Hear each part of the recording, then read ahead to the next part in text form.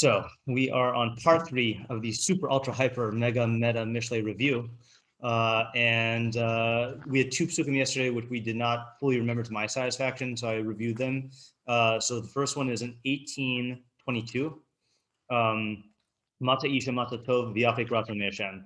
One who has found a wife has found good and will derive favor or draw forth favor from Hashem. So I forgot what you said yesterday, Isaac, but I think you said, okay, we had 2 interpretations. One was any isha, any wife, which is what the pasuk sounds like it's saying, because it doesn't say isha tova.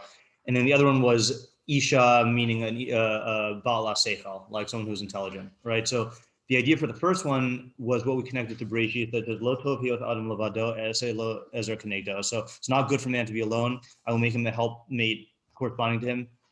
And so we said there that basically there is a certain limit that you can have on your own perfection if you're just by yourself, and being forced into a system of which the most, both like the most intimate and the most minimal system is husband and wife, where you are living together and involved in everything in terms of your life together. It forces you into a relationship where you have to move outside of yourself with lowercase s and relate to the other person based on their needs and their personality and like work stuff out. And so just that alone, you can't get by yourself. So just having a wife is that brings that toe. And it doesn't even matter what kind of wife it is. It could be a bad wife, but it's going to force you into a situation where you have to like move outside yourself and think about someone else's needs and like interact with that. And as a result of that perfection, you will be able to draw forth favor from Hashem in terms of the way that you make decisions.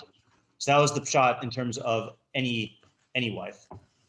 Then the other shot, which is I think the one that you were talking about, was an intelligent wife versus a foolish wife. So especially back then when the husband would basically like work all day outside and then the wife would manage everything in the household. Basically what's going to happen is if you have an intelligent wife, not only will she run your household like an Eshes Chayil and like make sure that everyone's needs are taken care of and that the house is flourishing, but she'll also help you in your own pursuit of perfection. But if you have a foolish wife, not only will she not help you in your pursuit of perfection and like maybe even like make you present opportunities to make you worse, she's going to create so many practical problems in the way that she runs the house, the way she raises your kids, the way she interacts with people in the society. It's going to create additional problems that are going to completely take you away from the good. So those were the 2 ideas. Yeah. Okay. Yeah. Oh, and since whichever ones you weren't here for, you can still ask questions on them, like when we did them. Hello. Okay. Oh yeah. No, upstairs? I'll just downstairs. No. What was it? No, it's from the there's downstairs. Oh, the bris. Oh, there was a bris. Yeah, oh, okay. Yeah. Oh, okay. Had I known, I would have started here later. Oh, yeah. It wasn't anything but bris. Yeah. I would have been happy to start later. It was fun, but okay. yeah. No, yeah. I wasn't planning on going. Oh, okay. All right, fine. Okay. Okay. So that was 18:22. And then the other one we didn't get an idea for, or we didn't remember, was 19:1. Okay, so Tov Rash Holech Betumo Miikesh Sfasav Huksil.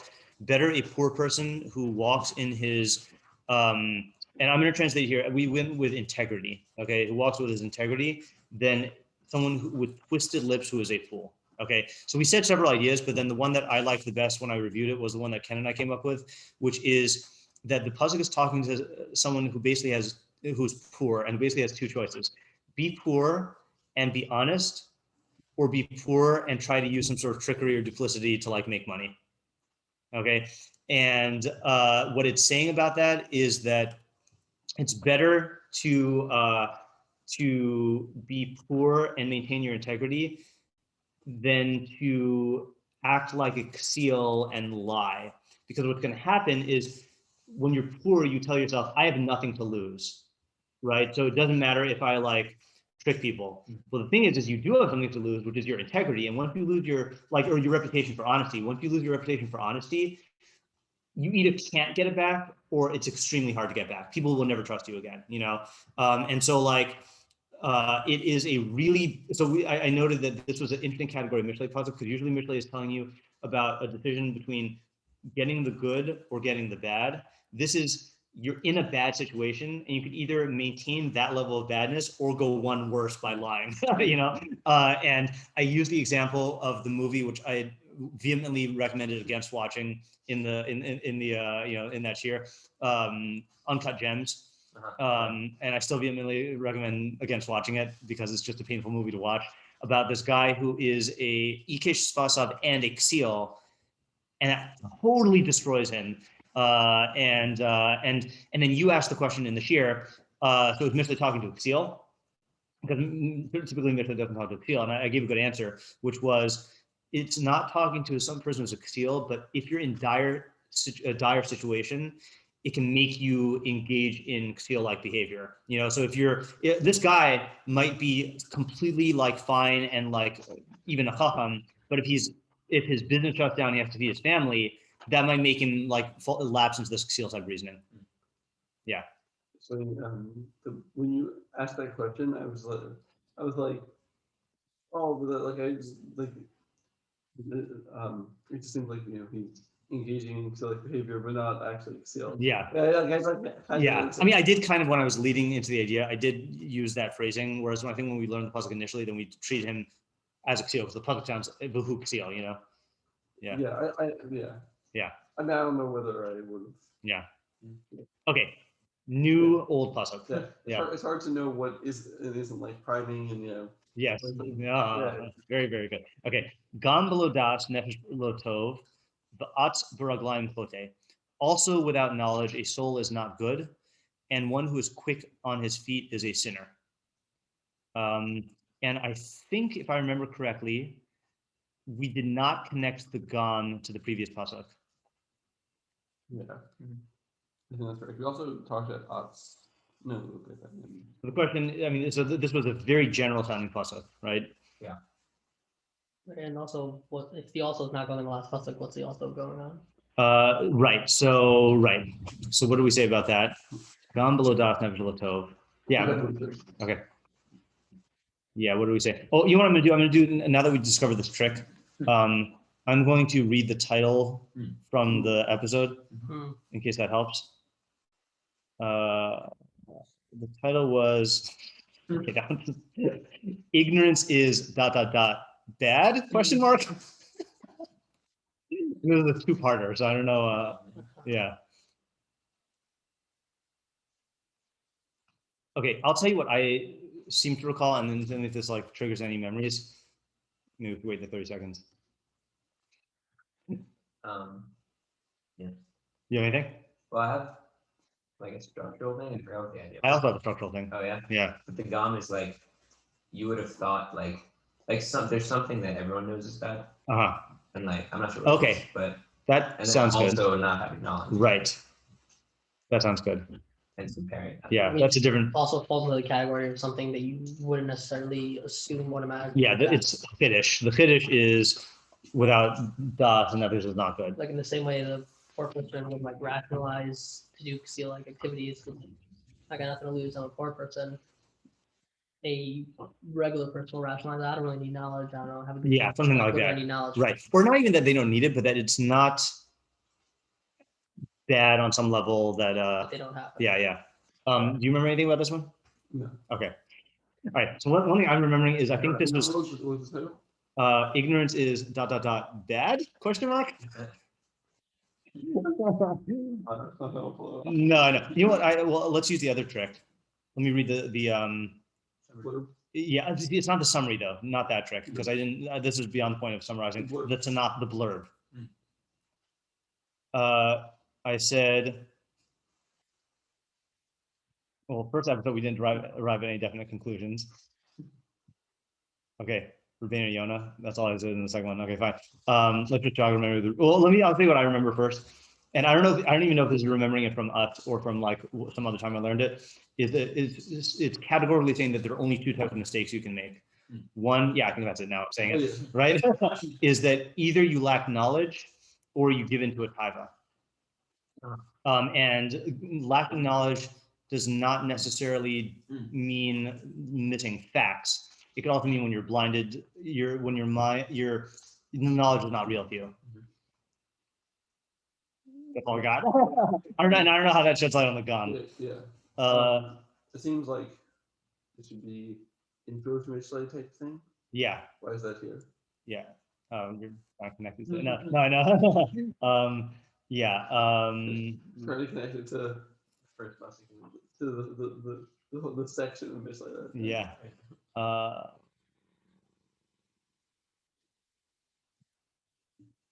Well, what was wrong with what we just said, that this is similar to the pasuk before, that like it's like a finish, like a person might think that like this is not a bad thing, or that like the fact that he's lacking knowledge is not like guaranteed to lead him to sin, to sinning, but we're saying like no, like it will, like inevitably, because Yeah. they're gonna be like not like reflecting on things, not like you know, thinking about what you're doing and like being like mindful and deliberate in your actions, and like inevitably you're gonna be like making quick decisions and you'll end up sinning. Yeah. So that sounds good. The thing that's tripping me up is my idea feels more universal, and that idea feels more particular. And I feel like we have to kind of commit to one track or the other. So maybe I can figure out something with that. Right. We move on. Yeah. Well, Okay. just in your Yeah. be the gum. Yeah. It could just be saying, like, I mean, it's flipped, but it's Yeah. like you would think that just Right. your like emotions taking you over, Right. and that'd be Yeah. a sin. Like, Right. Yeah, Meaning that okay. the gum is linking the two halves, Yeah. not Yeah. coming to include this as opposed to an unstated thing. Yeah. Yeah. If you Okay. just flesh that Yeah. out. That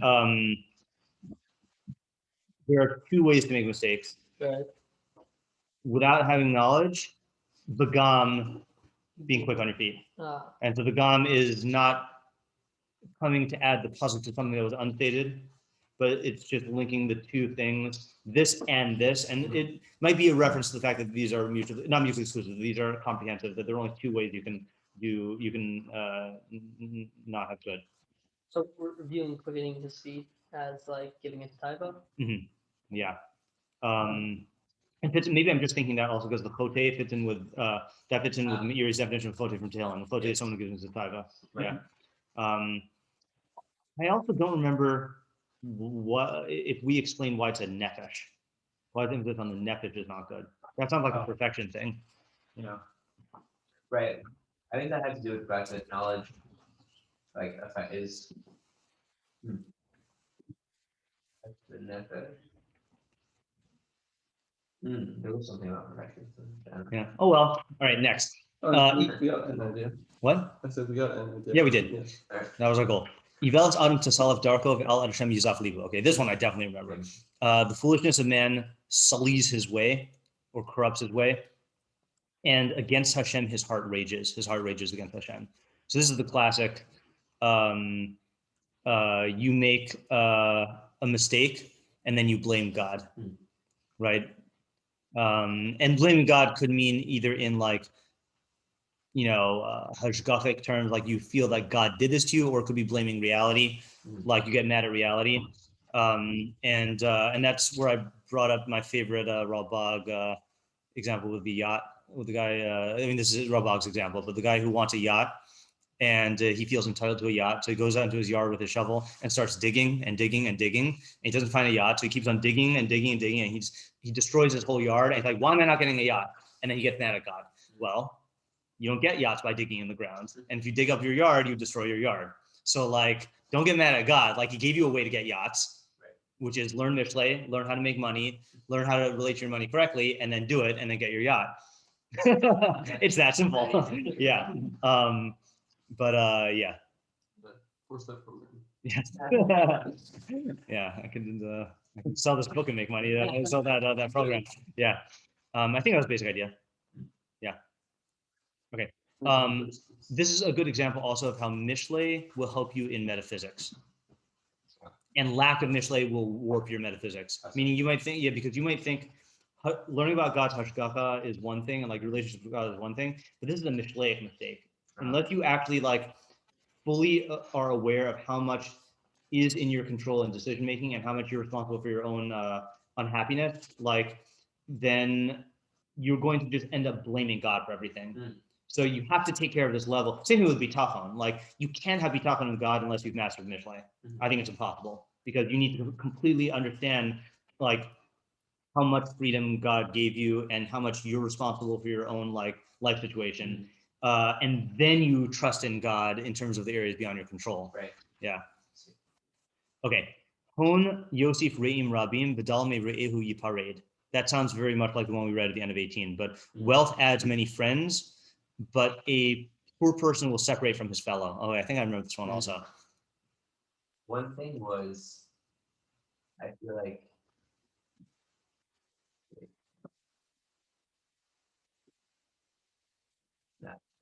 No. The title of this one, okay, that's not going to help us. Wealth, poverty, and friendship. Yeah. So I remember one idea was that of the Rambam's 3 levels of friendship, then there's the friendship, so we have the friendship of utility, the friendship of pleasure, which is friendship of, I don't forget what I call it though, sorry. Friendship of utility, friendship of enjoyment, which splits into friendship of pleasure and friendship of security, and then friendship for higher purpose, or friendship for the good. So the wealth will add friends of utility, because people will want to either get your money or partake in the benefits of enjoying like the perks of the money without actually having to like get it. When I was in 3rd grade, there was a neighbor who I did not really like, but I went over to his house because he had a Super Nintendo. So that was a thing. And then I feel like you used that example. I think I did also. Yeah. The memory's still true. And now I'm also conscious about repeating myself again, even in a review. And then also there is the fantasy of being, when you are with a wealthy person, you can fantasize about yourself being like that. And then with a poor person, so those aren't real friends anyway, right? Those are, I mean, not to say that friendships with pleasure aren't real friends, but like they're not real friends. Yeah. And I just want to clarify what I mean by that is I do think that a friendship of security is a real friend, even though it's in the, meaning friendship type 2B and 3, friendship of security and friendship for the good are real friends. I mean, they're all real friends, but like, yeah. What was the friendship of security? Is where you completely open up to the other person and you trust them to the point where you can tell them anything and not worry that you'll be judged or that they'll abandon you, and like you can take total trust in that person. Yeah,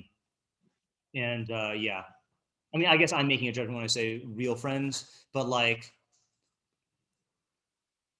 because that's the way I view it, is like category 1 and category 2A are like superficial, and category 2B and 3 are like not superficial, even though 2B is still in 2.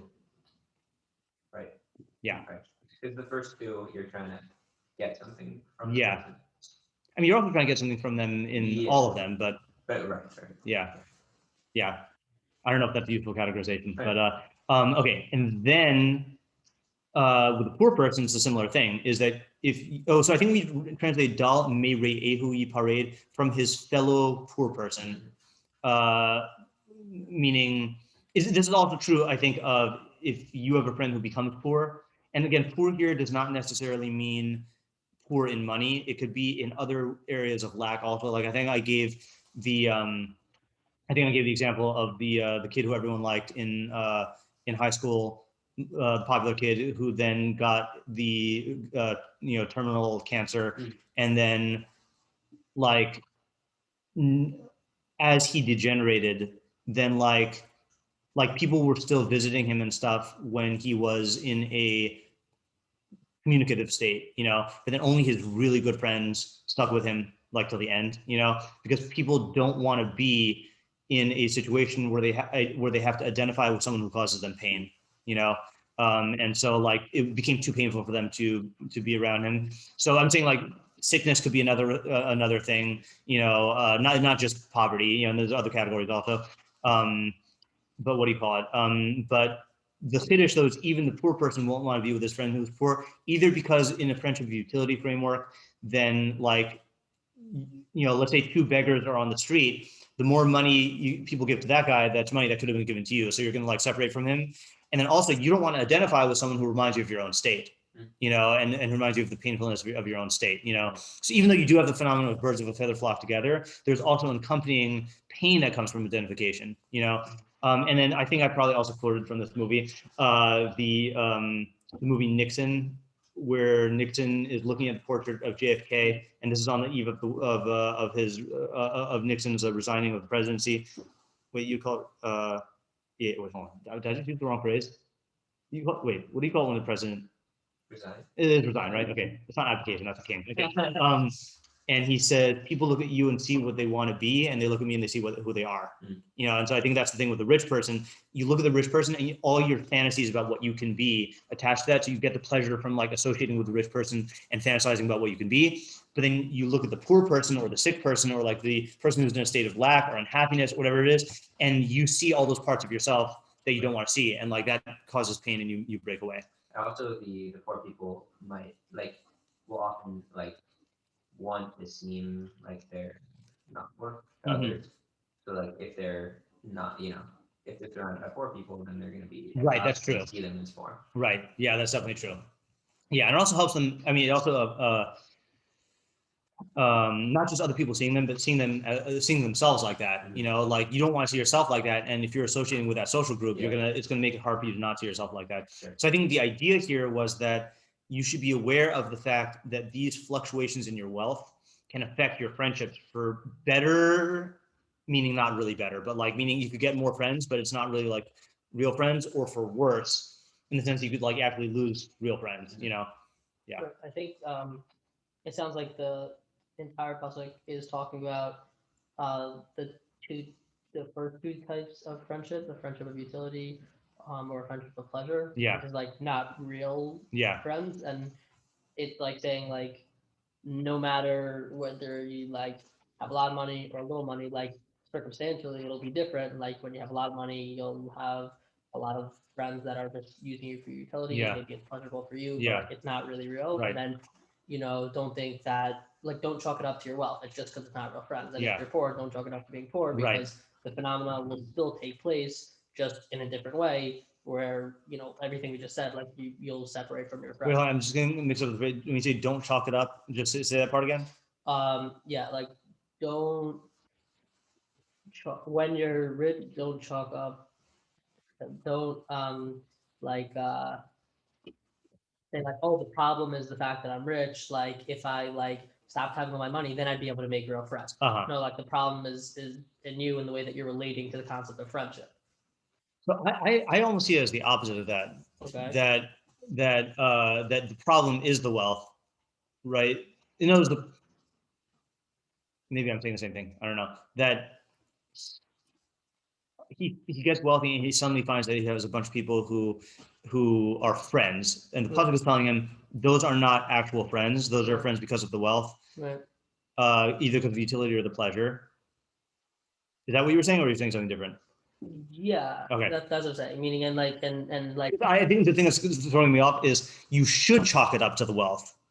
Meaning, the way I conceive of the idea is, don't chalk it up to these are friends because of who you are. Chalk it up to the wealth. No, but I think I was saying that the friends that you do have are because of the wealth, and so if you want real friends, don't rely on those that you got because. Okay, I guess I was thrown off by the chalking it up, because chalking it means attributing it to. Yeah. You're saying as a solution. Right. Like I guess like a person could be in the state of being wealthy and have a lot of friends and like still not be happy. And like he's like, I don't get it. I have all these friends. Like, why am I not happy? Yeah. And so like the pasuk is identifying this phenomenon that like you're not really happy because these are not real friends. And like the only way to get real friends is not through an external thing, whether it be wealth or whether it be being poor. Yeah. Okay, I understand now. Okay. Yeah. So you about that, what you're saying that being friends with a wealthy person is a good thing? No. I'm saying that people get pleasure or utility out of being friends with a wealthy person, but they're not actually friends with a person. You see that it's evidenced by the fact that they'll leave. when they Yeah, get bored. exactly. Yeah, Can you also argue that like you want to surround yourself with wealthy people because maybe that's maybe that could help you? that's utility. Yeah, so that's I what feel I'm saying. like talking about, like, I think this pasuk seems to be addressed to the person who is wealthy or the person who is poor, Mhm. and talking about the contrast of being around people who are wealthy or people who are poor from like the other person's perspective is I think outside of the field for this pasuk. It might be good, but there might not be other consequences, and that's not what this pasuk is for. Right. Yeah. Wait, what, yeah, I mean, why are we so sure? Like, why can't it just be that it's also talking about like you like if you want to have money, you should associate with rich people. Because it's not, I don't think it's. I mean, you could say it's that, but I think the way we were learning it is that these are two bad halves. Yeah. Oh, really? These are these are two bad halves, and that if you wanted to say these are two bad halves, meaning they're both fake friends, Mhm. as evidenced by the fact that they leave you when you become poor, or you gain them when you become rich. Yeah. And then if you wanted to say the opposite of the entire pasuk, Yeah. that would be the a friend of security and friend for the good, Okay. which will stick with you no matter what your fluctuations are in your wealth. I think that's what I mean by real friends, by the way, is that they're not going to leave you based on circumstances. Yeah. And I agree with Isaac that there are other pesukim that might talk about like benefits of being around wealthy people. But Yeah, also I think the pasuk is addressing like the person who is wealthy or the person who is poor.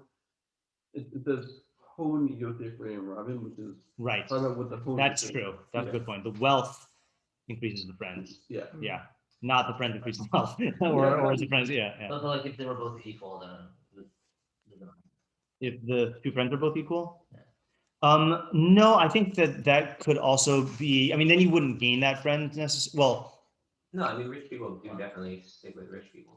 for sure. right. I think it would still be a thing. It's like if that person becomes poor, then you're not gonna the rich person's not gonna be one. Right, it's still like for utility or for pleasure. Yeah, right. like, Right. Might be I mean, it's funny because when the rich person becomes non-rich, that's kind of like the normal person becomes poor, but for the upper standards. Yeah. Mhm. Yeah.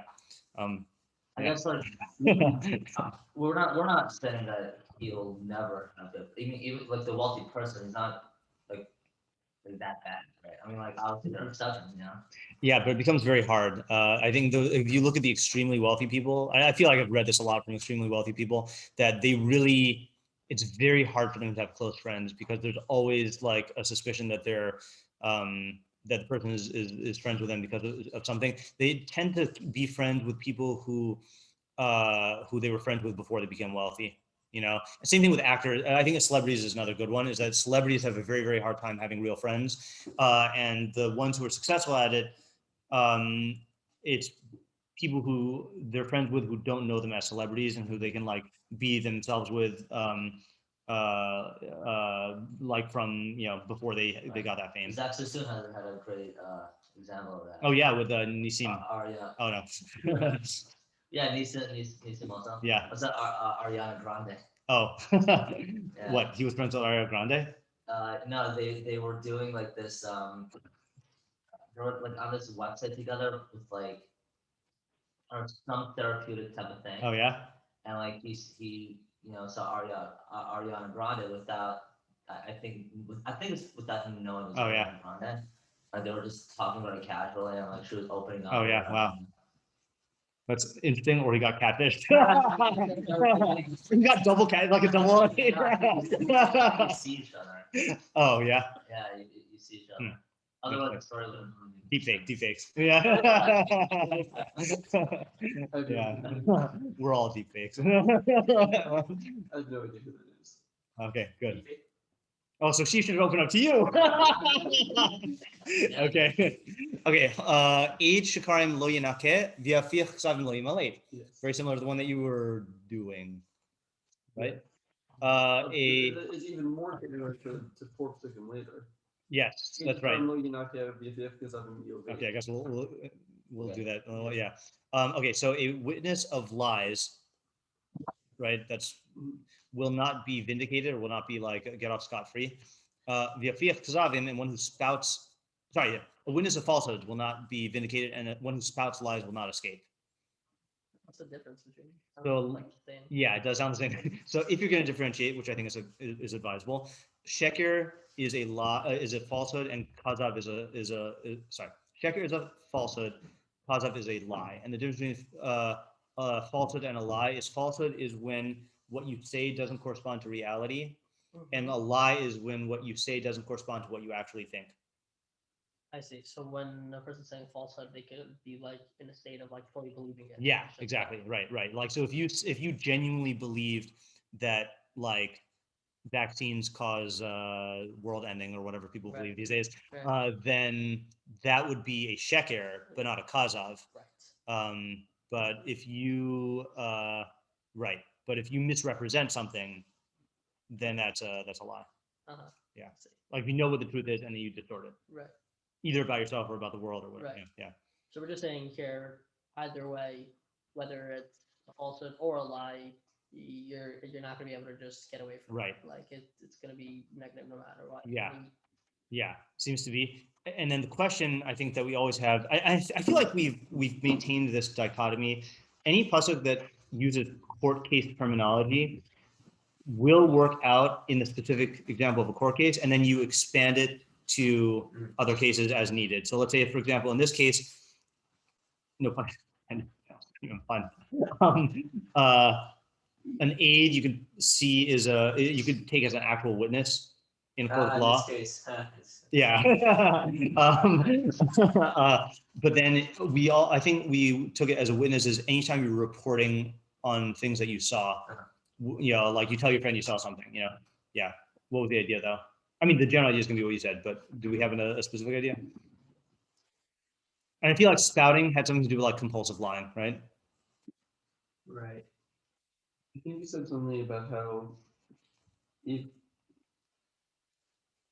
is it like the Ishikar with like getting like consequences for lying in court? Yeah. And for spouting lies, it basically comes to believe his own lies, and therefore it's going to, or at least believe the power of his lies, and therefore he won't escape getting consequences for like lying. That sounds familiar. So I have in my synopsis that we ended up learning two ideas, one based on seeing the nuance in what would otherwise be a conventional Mishlei stance on lying.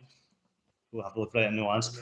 And the other based on the Metzudas David's non-intuitive take on the pasuk. So let's just read that and see if that, now that I know that I'm using synopses for review, I still don't like spelling out the entire idea in the synopsis because that kind of like defeats the purpose. Yeah. But writing it in ways that jog the memory is good. I'm just noticing this, but of course, hopefully we'll work out a system for the 4-sentence summaries from now on. Okay, so Metzudas David says, "Lo yinake in ki lo huzam bebeistin v'lo yikabel onsho lo yinake midin shel mala." Oh, that's right. So even though he will not be found out to be false in Beis Din, and he will not get punishment from Beis Din, he will not be vindicated from the punishment from above.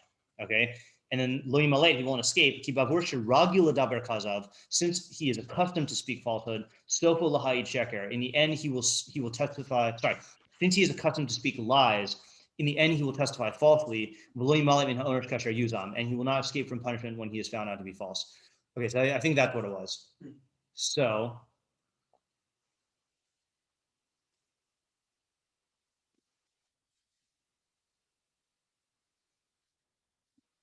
Like, yeah, I mean, maybe I guess you could say it sounds like you're saying like there would be a havamina that like if you're just saying a falsehood, like you won't necessarily be punished because like you really believed it and like you weren't intentionally lying, so to speak. But like you say no, like even that, like you're gonna even if you're not like sort of something, even if they don't realize in court when you're testifying, like you're not just gonna be like free from that, like you're still gonna get a punishment for that. Right. He does understand it, but what I'm wondering now though is the fact that he uses the word af kilohuzam bebeistin. That sounds like he is not differentiating between sheker and kazav. It sounds like he's learning both of them are intentionally testifying falsely. Because that's huzam, right? Is that you're found out to be a conspiring witness.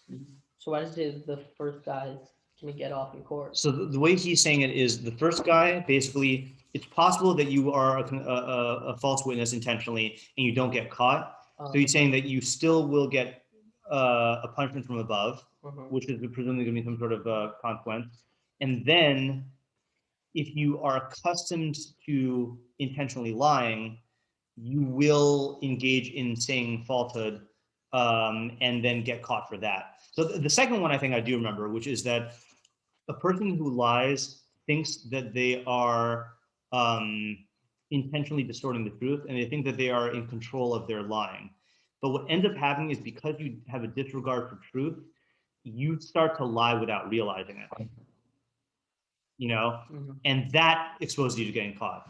Meaning, you can plan. Maybe this is the conventional thing on lying. Even though I know I said that the whatever I'm gonna say this idea, whatever it is anyway, is that the liar thinks that he's manipulating other people, right?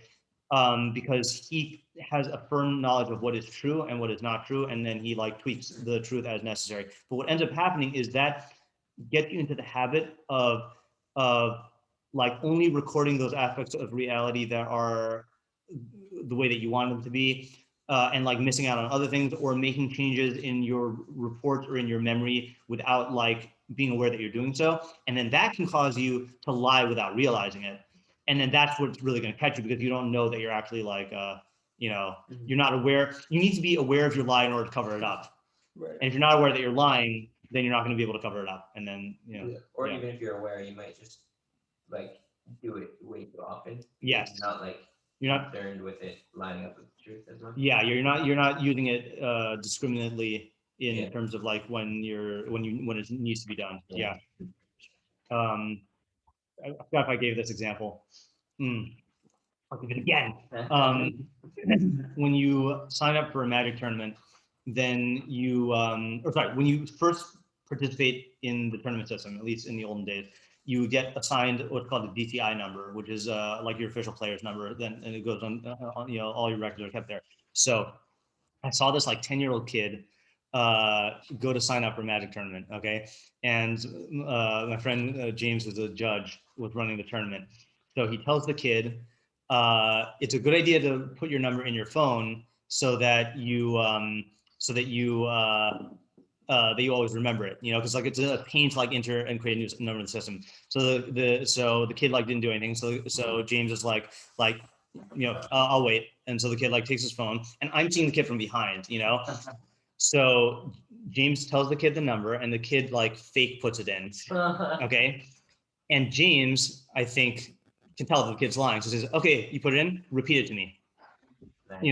And it's like the kid had no reason to lie. Right. Like it's for his own. It was for his own good, and like he was already pretending. It was just like a gut reaction to lie. And I remember thinking to myself, this kid, I should never trust this kid ever, because the fact that he lied here when he didn't have to, imagine how much lying he has done before that, right, to like get to this point, so okay.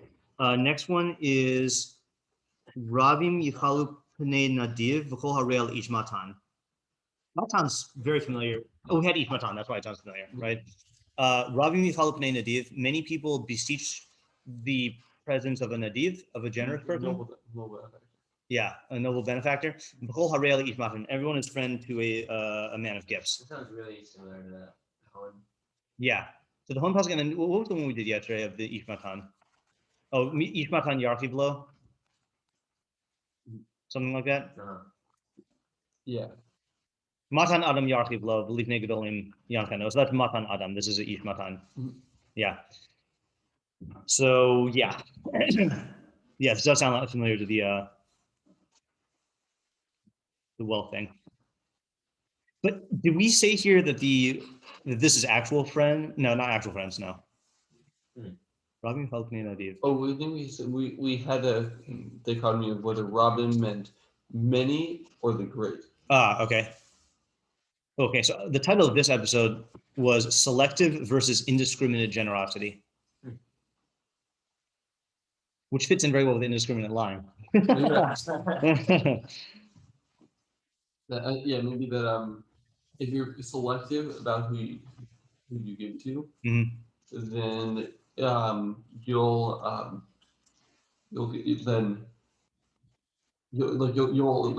attract like the great the like powerful people to you because they want to be the beneficiaries Right. of your selection. Right. But if you're just indiscriminately generous, then everyone's comrade to you. Right. That sounds familiar. So what was the point of the pasuk then? I don't know. If you want to,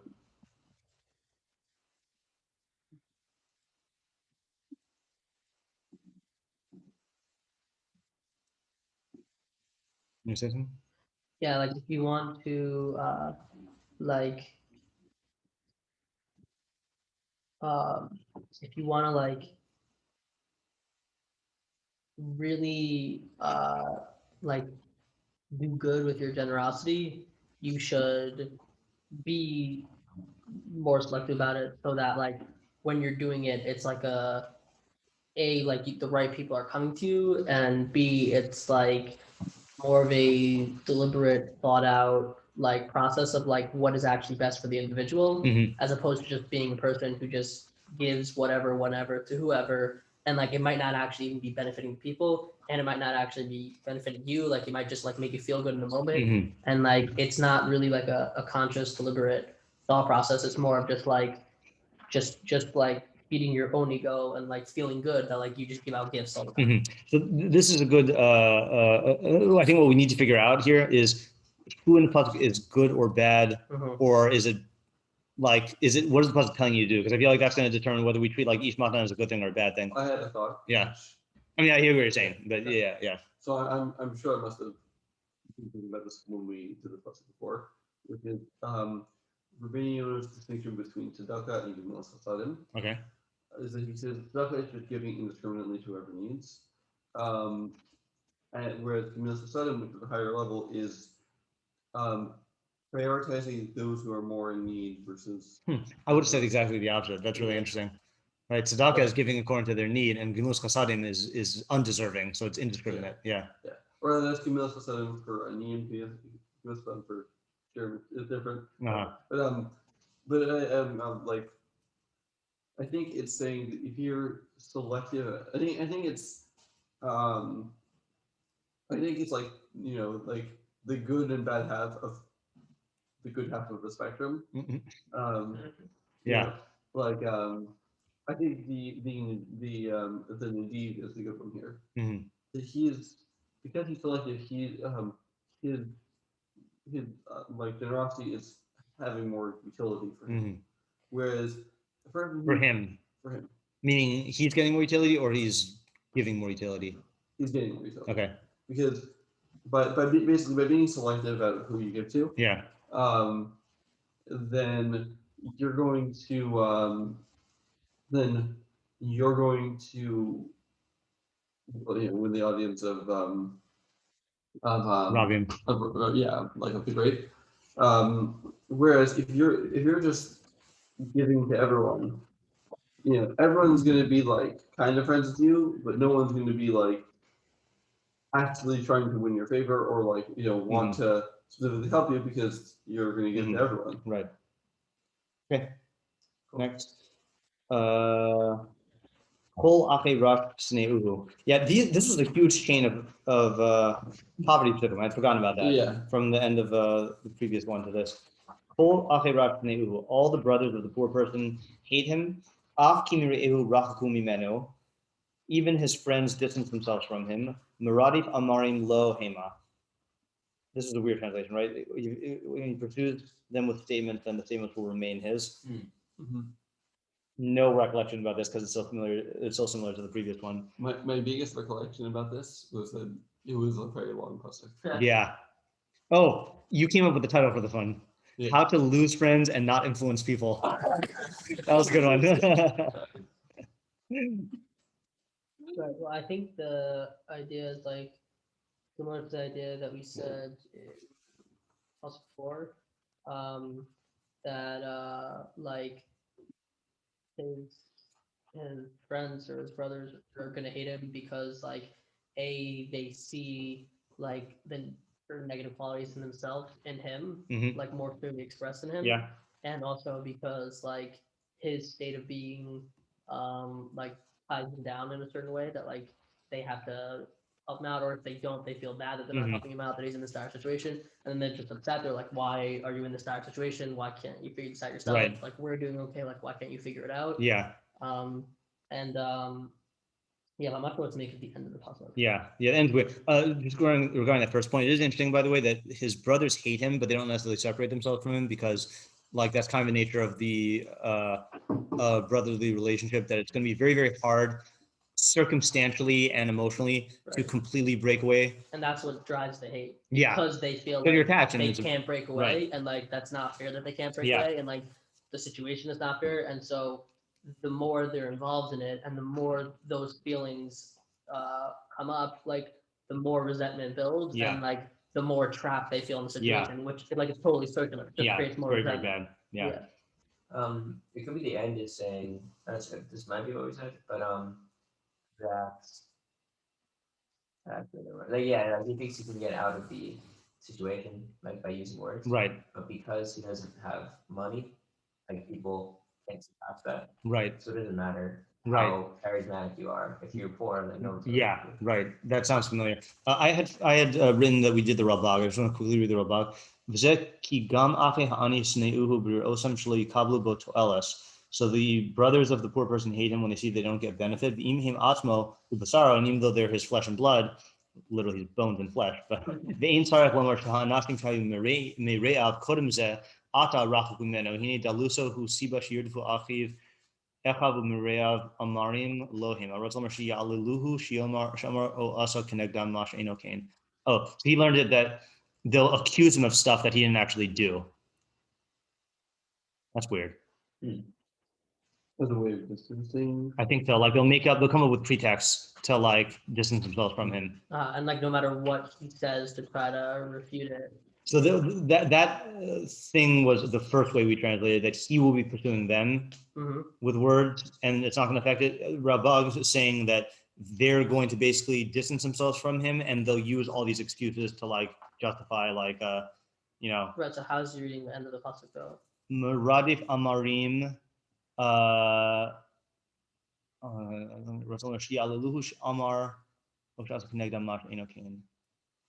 Yeah, I don't know how he's reading it. Yeah. Yeah, I don't quite see this being a new idea other than that last part about not, like you were saying, like not being able to persuade them. I feel like we maybe read this idea into the other pasuk. Could be. Like I think Yeah, that pasuk felt a little jam packed, right? Yeah. I mean, yeah. Yeah, I think the other pasuk was really just about that Wealth affects your friendships. wealth affects your quantity of friendship. Yeah. This is like and this is the pasuk about how people will poverty will drive people away. Right, and I think yeah. The more I say it, like as I'm saying it, I'm feeling more and more confident. Yeah. I think also the diuk of his poor friend. Yeah. Wait, what did the last one say? Oh, that also Maria. Who? Never mind. Yeah. Okay, fine. All right, next one. Where are we now? Kone live. Kone live ohev nafsho shomer tuna limto tov. One who acquires a heart or mind loves his soul, or you could read that the other way around. One who loves his soul acquires a heart or mind. Shomer tevuna, one who guards discernment to find good. It's hard to. That is a syntactically weird pasuk. Yeah. Maybe he guards discernment to find good. Man, see now my memory is failing again. I was like, oh, I'm sure we'll remember these pesukim better because they give more reason. Yeah. And then, wow, the title of this one is really not intuitive. The compound effects of intellectual diligence and laziness. Wait, of what? Common effects of what? Of intellectual diligence and laziness.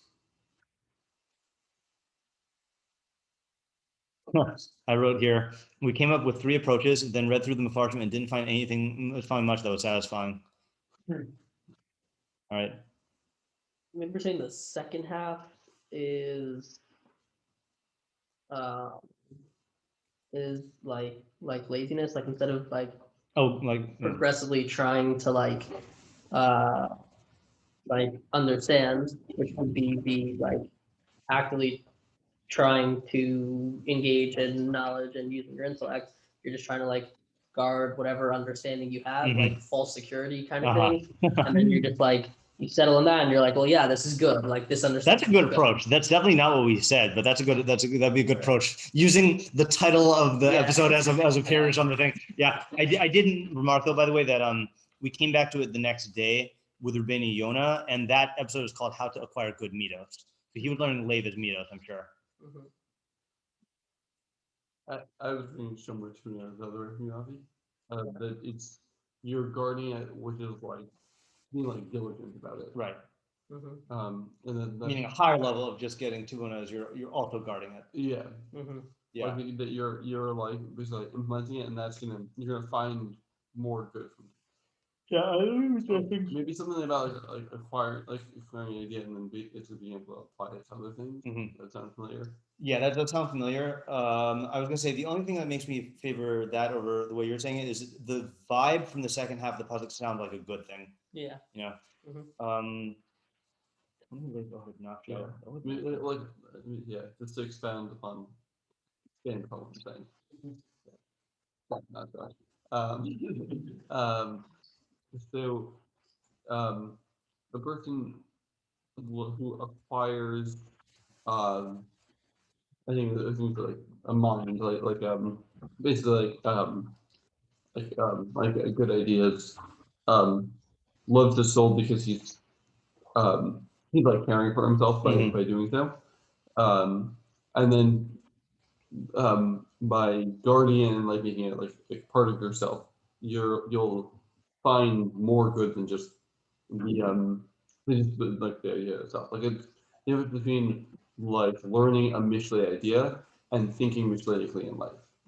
Yeah. That sounds good. Yeah, I think I agree with that also, and like I think I said I think that makes more sense, and I think that like it sounds almost like it's trying to like correct a mistake of like, you know, you could just do the first step of just like acquiring understanding and then like, you know, feeling good and loving your soul or you know whatever that means, and then not like guard it, meaning like keep it in your mind and then apply it in practice to like find good, express good, and like live a good life. Like you could just, and maybe that is like the laziness aspect of it, of like, you know, it's enjoyable to gain the knowledge, but then it's definitely much harder to like apply it in practice. And so like you just kind of opt out of applying it in practice and you convince yourself like you're good because you're gaining the knowledge. I got the knowledge. Exactly. So like you're doing the good. knowledge will affect me. Right. Yeah. Exactly. I don't need to do anything to. Right. And that's the mistake he's trying to correct. He's saying like, yeah, like acquiring understanding is good, but like it's not gonna just magically take on a life of its own and apply itself in practice. If you don't guard it and apply it in practice, then it won't be good. Yeah. Yeah. The ideas aren't going to apply themselves. Yeah. Okay. Next, lo nave luxia. No. Age Shakarim lo. I thought that we'd already done that one. That's why. Age Shakarim lo yinakev yafich because I've been obeyed. Witness of falsehoods will not be vindicated, and a spouter of lies will perish. Yeah. The same. Except for the last word. Yeah. There are times where it's Yeah. the exact same. And you know what I call this one? Testifying falsely and spouting lies again. Yeah. I mean, I have no hope that we're going to remember this. None. I just don't see how we could possibly come up with a new idea. Yeah. Like, I mean, we did. right. Yeah. Let's see what I wrote. I just passed the Mitzvah David on Yoveid. Yeah. Stofo la'abdun ki yavo lidei eder sheker. Yeah. Rabag and Malvin apparently have a different approach. What if we tried? Oh, I even highlighted it in the Rabag. It must be good. Context. You can do that while I look at the Rabag. So he says, this is interesting. Mi sheya'id shekarim b'inyani ha'chachma. someone who testifies falsely in matters of chachma, asher hitztarchu haskaloseha el ha'edus, which rely on premises that come from testimony, meaning I guess like empirical stuff. Lo yinake ki hu siba lahachshil ha'anashim hashomim eduso b'dvarim ha'yuniyim. It's going to cause people to stumble when they hear his words in matters of theoretics. Yeah, theoretical. Someone who lies in speculative matters, bifrat b'sharashim uvahaschalos, especially in premises and axioms, whatever. Hinehu yoved kizesibel harchiko mishleimuso tachlis haharchaka, because that's going to distance him in the utmost way from perfection. So he's taking it about the intellectual realm, whereas the first pasuk was about like literal, like speaking about stuff. Oh yeah, Two different subjects is the move. Yeah. I remembered, I'm looking at examples that I'm sure I was thinking about when we did it the other time. So it's something that Richard Feynman talks about in Shirley Directing Mr. Feynman. So it's about this experiment, which is something that like I think it was like Millikan did some sort of experiment with oil drops, and he had some aspect of the experiment wrong. Like he messed up something, and so his data was like slightly off from like what it like should really be. Yeah. And it wasn't, and it didn't happen that like people, who replicated the experiment got did found that his data was incorrect and then just published the correct results. What happened was people published results that were close, that were like started off like near where his data set were, and like got like closer and closer to what like the actual like correct thing was, because since he had said something that that was like accepted even though it was like false, people didn't want to like disagree with him, and then like it took like a while before people actually were like had like the correct information about this, because since there have been like falsehood, it like stunted the experimental ability of people, because they didn't want to like disagree with like the accepted facts. Yeah. Example. I'm not gonna look at them all of them. Okay. All right, next. Lo nave luxil tanug akila evan mushol basarim. All right. Pleasure is not befitting a fool, or enjoyment is not befitting a fool. Even for a servant to rule over star. Oh, Officers? Yeah, officers. That's the word. Yeah. Yeah. that makes more sense. Yeah. And this one, the title I had was "The Role of Pleasure and Honor in the Life of a Chacham." The reason that Naves Befitting. And I noted that Rabbeinu Yonah had a good idea. Well, it could just be that like Seal isn't able to, like, if he's in control of himself, he's just gonna, I don't know, like whatever, give in to his desires and stuff.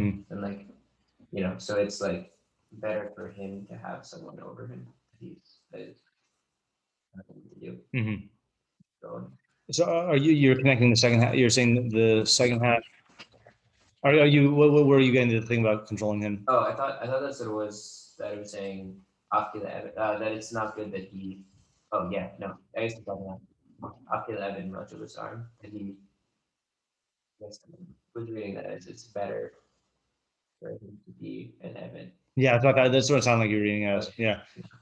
Yeah. I mean, maybe work out. Wait, can you just read the translation? Yeah. Enjoyment is not befitting for a fool, even for a servant to rule over officers, meaning it's not befitting for a servant to rule over officers. Okay.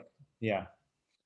Rabbeinu Yonah is saying something here about how he says enjoyment are give a person, they give existence to a person's body, and they expand his mind, because he says that Machshava and limud hakachma requires an expansive mind. I think we explained. Oh, then he quotes the Chazal that like Chazal say you should have a beautiful house, a beautiful wife, beautiful furniture, because they expand a person's mind. That's talking about like psychological.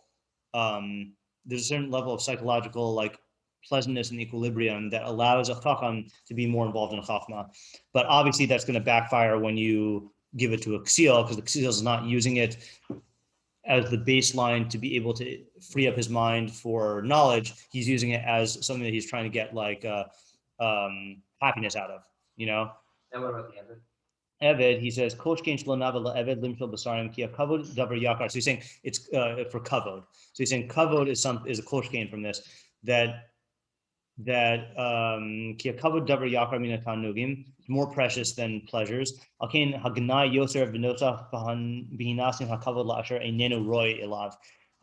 It's going to be even more inappropriate when you give kavod to someone who's not worthy of it. Because you atek mina roy elav.